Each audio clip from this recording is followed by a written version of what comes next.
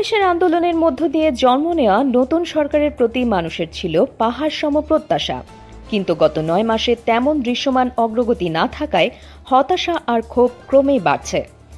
৭১-এর চেতনা, জাতীয় সঙ্গীত, মুক্তমত, নারী শক্তি যে মূল্যবোধের ওপর দাঁড়িয়ে এই রাষ্ট্র বারবার নিজেদের নতুন করে সংজ্ঞায়িত করেছে, এই জায়গাগুলোতেই এখন দেখা যাচ্ছে স্পষ্ট আঘাত।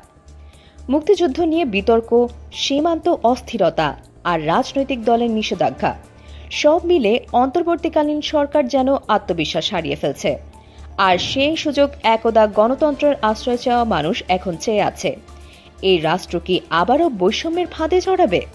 ১.৫ দশকের দমনপীড়নের প্রতিশোধ নিতে গিয়ে বর্তমান সরকারও কি আগের সরকারের পদাঙ্ক অনুসরণ করছে?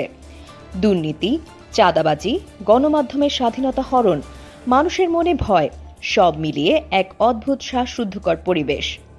আমরা সবাই ভেবেছিলাম এবার হবে বদল, সমাজের কচুরিপানার মতো ছড়িয়ে থাকা বৈষম্যকে পরিষ্কার করে গড়ে উঠবে এক মানবিক সম্মিলিত রাষ্ট্র। কিন্তু এখন তো মনে হচ্ছে কেউ যেন কচুরিপানায় শুধু ঢিল ছুঁড়ছে, কিছু সময় সরে যাচ্ছে, আবার ফিরে আসছে আগের অবস্থায়। নারী শক্তি আর মুক্তিযুদ্ধ নিয়ে অঘোষিত সংস্কারবাজি, শাসন ব্যবস্থায় খেয়াল খুশির ছোঁয়া, সব মিলিয়ে প্রশ্ন উঠছে, আমরা কোথায় যাচ্ছি? আমরা যদি এখনই না থামি, তাহলে ভবিষ্যতের বাংলাদেশ থমকে যাবে, আর হয়তো পিছিয়েও পড়বে। প্রতিহিংসা আর বিভাজনের রাজনীতি থেকে বের হয়ে আসা এখন সময়ের দাবি। Desk report, the Bengali roots.